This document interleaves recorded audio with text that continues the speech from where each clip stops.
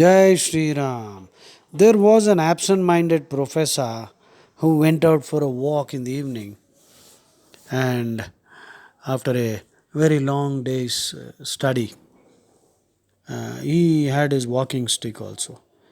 And after a long walk, he entered a particular street and was surprised to find it to be very familiar. He also found a house in the street that was like that of his own house. Out of curiosity, he entered the house, and a lady received him with welcoming words. And the lady was very similar to his own wife. The professor was confused whether he was making a mistake, getting into the wrong house. He was in a dazed state, unable to distinguish a sort of dream from reality.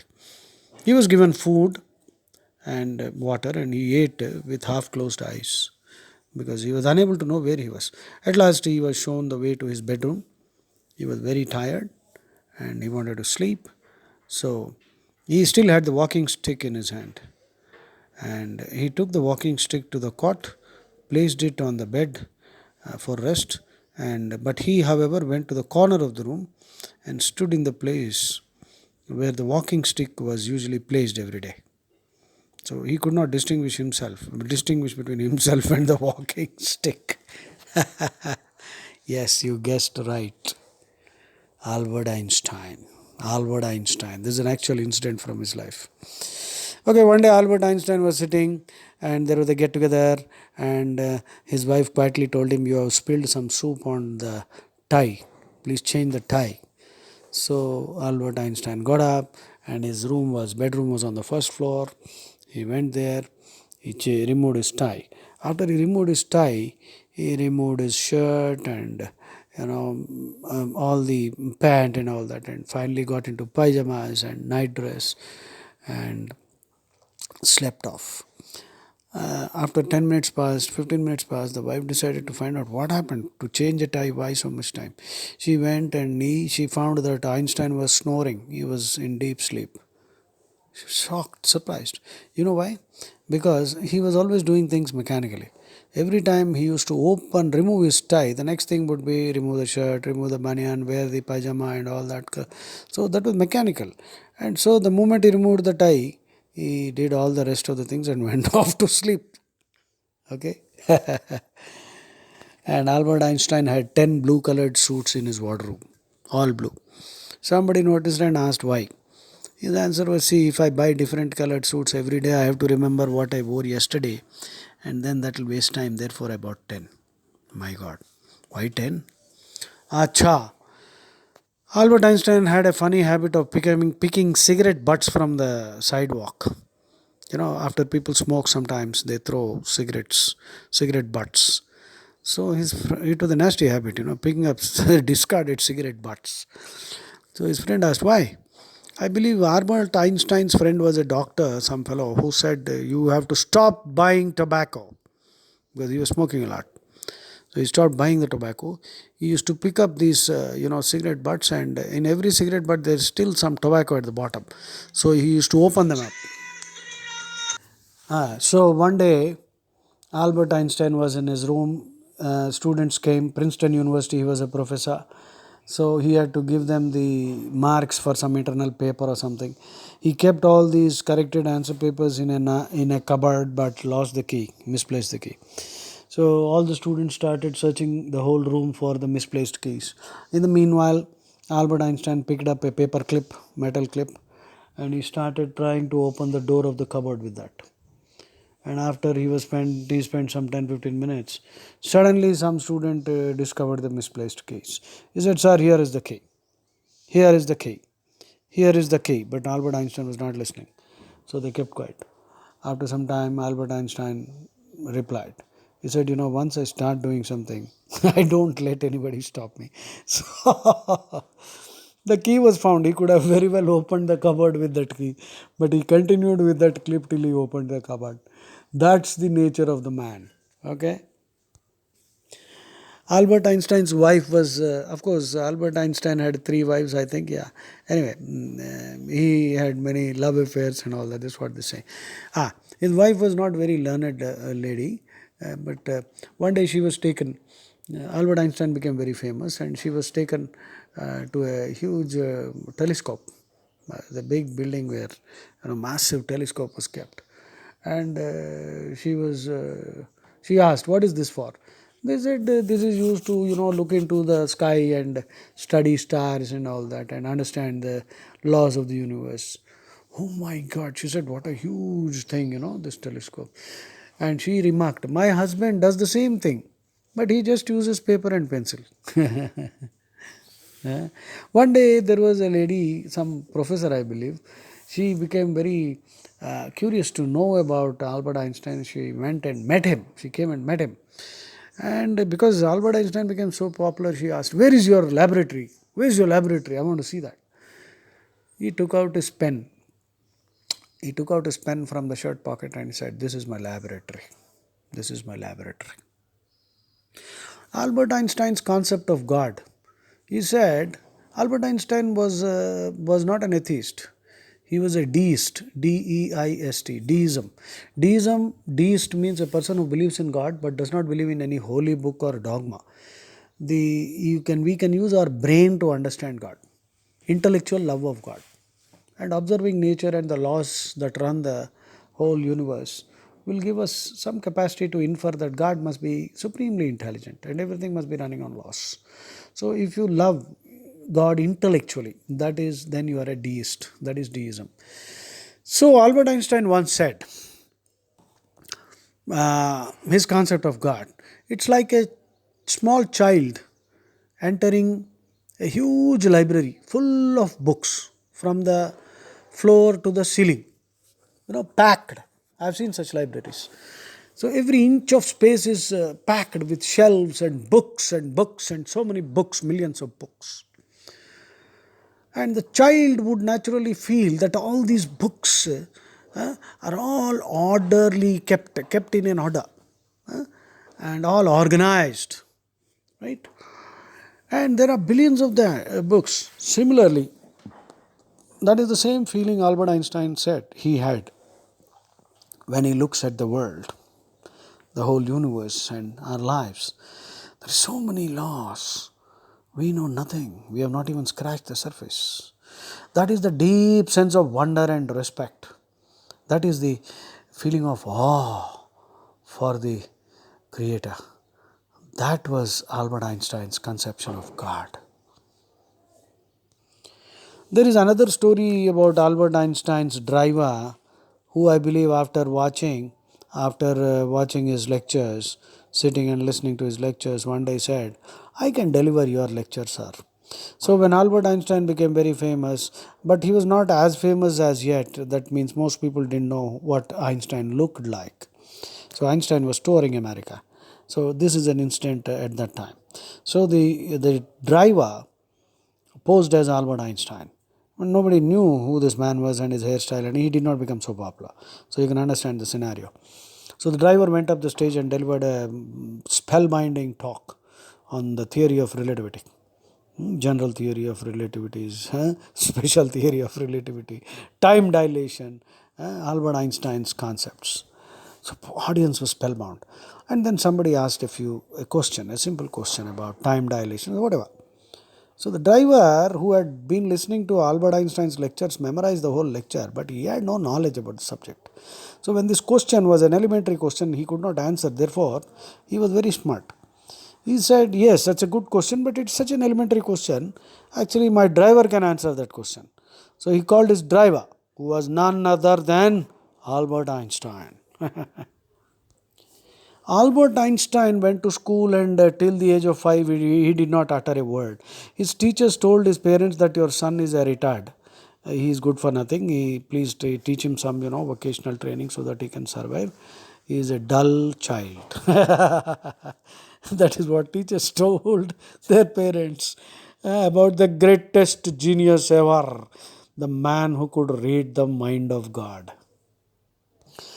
Of course, Albert Einstein's biggest blunder was, which he admitted, thinking that nothing could be faster than speed of light. nothing could move faster than speed of light. But the Bell's theorem disproved Albert Einstein. We have heard of twins. Subatomic particles have twins, and they can have any number of twins. You must have seen the movie in Telugu, Hello Brother, and in English I forgot the name. Van Damme acted in that. Van Damme. I think the movie was Twins or whatever. So the concept in the movie was drawn from quantum mechanics. There are two twins, identical twins, who are separated, who live in different parts of the world, and or different parts of the city or whatever, far far away from each other. And if one person is, let us say, given a punch or a slap, the other person simultaneously gets punched, though he is somewhere else, millions of miles away. So this is a funny concept. Actually, it's not funny because it's coming from quantum mechanics. See, Bell's theorem proved that subatomic particles have twins, and space is not empty, by the way. What looks empty is full, and what looks full is empty. Quantum mechanics is so weird that if you are not confused, that means you have not understood anything. That's what Niels Bohr said. So there could be a subatomic particle right now here, and you could be poking it with your finger, and its twin somewhere in Jupiter could be simultaneously wriggling, shaking. So this was tested in America. There are many islands. You see, America has got many insular territories. So they tested by separating subatomic particles, some protons. They separated and kept them on two different islands and stimulated one, and noticed that the movement in the other was instant, which means if it had been less than the speed of light, it would have taken some time at least. When it is instant, it means that it is faster than the speed of light. So experiments have been conducted on these lines to check whether Bell's theorem is true. So Einstein was disproved. Einstein said that nothing can move faster than the speed of light. And Krishna disproved him. So you can't define God. Hello. We can only describe God. Bhaga asya asti iti bhagavan. Aishwarasya samagrasya viryasya yashasya shriyah jnana vairagya yoschaiva shannam bhaga iti ranaha. That's the definition of God given by Parashar Rishi in Vishnu Purana. It's not a definition, it's a description. Because if you define something, you limit it. You cannot define God, because if you define God, then you are limiting God. So that's the beauty. And finally, a very interesting conversation between Albert Einstein, Niels Bohr, and Stephen Hawking. One day, Albert Einstein and Niels Bohr were sitting in a room, and Albert Einstein, pondering deeply about something, suddenly ejaculated. He said, God doesn't play dice. God doesn't play dice. That means there's nothing random in the universe. Everything is ordered and structured. Niels Bohr immediately commented. He observed, who are you to tell God what to do? Implying that God can make things random. After this conversation was over and perhaps they both passed away, and many years down the line, Stephen Hawking, who passed away some time back, the man who gave us that theory, Brief History of Time, one of the great astrophysicists and genius. So he said, God not only plays dice with the universe, he throws them where you cannot find them. So it is man's vanity, that we will be. That's why Krishna says in Bhagavad Gita, Athava bahunaitena kimjnatena tavajuna vishtabhyahamidam krishnam ekankshena sthito jagat. Albert Einstein continues to fascinate me. Such a great man. Albert Einstein felt, remorse for one thing in his life. He signed a paper, jointly signed by some 50 scientists, German scientists who ran away from Germany. Otherwise, Hitler would have killed them. These Jewish scientists. And von Braun was one of the rocket scientists. And America developed the atom bomb based on the research and rocket scientists, all Jews, all Israelites. Einstein was by that time very popular, and I think Franklin Roosevelt was the president. And they all wrote a letter, and they got it signed by Einstein, saying that if America does not develop the atom bomb, then Hitler would develop it, because he is well on the way to developing it. And if that happens, America will lose the war. So Einstein was made to sign it. Einstein signed it in all good faith. And the Manhattan Project was launched, and Robert Oppenheimer, as you know, the movie you must have seen. So he was the man in charge, and based on Einstein's theories, finally the atom bomb was made. So Einstein always was worried that his theories could be used for a destructive purpose, and just as he feared the most, that's what happened. An atom bomb was created because the president said, "Okay, Albert Einstein has signed this letter. Let's go ahead," and that's how things unfolded. And finally, the atom bomb was dropped on Nagasaki and Hiroshima. Millions died. And Einstein felt very sad. He felt that somehow he had a hand in this. So he felt a great remorse for having signed that paper. Perhaps that remorse is misplaced. One day I remember one more incident, an anecdote from his life. He was being interviewed, and the interviewer asked, "Sir, we know your greatest achievement is, this theory of relativity. What is your second greatest achievement in life?" That's a simple question. But I'm laughing because I know the answer already. Albert Einstein said, he said one day he wanted to heat his soup because the soup became cold. So he put the soup in a saucepan, and in that pan he put a couple of eggs also. So now, as the soup got heated, the eggs got boiled. And so, Albert Einstein claimed that that was his second greatest achievement because instead of having a separate pan to boil the eggs separately, he could do two things at once, saving time, money, and fuel. Ultimate, isn't it? I still laugh when I think about this. Multitasking. Oh my God. So that's about Albert Einstein. Isaac Newton, I have a very low opinion about this man, but of course, some great comments are there. Because Isaac Newton once calculated the age of the earth, and based on biblical chronologies, age of Adam lived for some 900 years, and his sons Cain and Abel. Cain killed Abel, and Cain went on to live some 800 years. So he calculated from Abraham to, so on. Abraham was 2000 BC. Based on the Bible and the chronologies, the ages, longevity of all these characters, he totaled up and said that the earth is 6000 years old. There was another joker, Bishop Usher, his name is. You can go to Wikipedia. Usher. Bishop Usher. He was a great bishop who again did the same thing, took information from the Bible, and not only 6000 years, he gave an exact date also. On a particular Sunday at around 11 o'clock or something, God inaugurated the earth. This, I don't know what to call him. When you read such holy books, this is what will happen. Isaac Newton, in spite of all his great scientific abilities, I do not know why he was a Christian fanatic. Perhaps he never read the whole of the Bible. And he came to this weird conclusion that the earth is 6000 years old.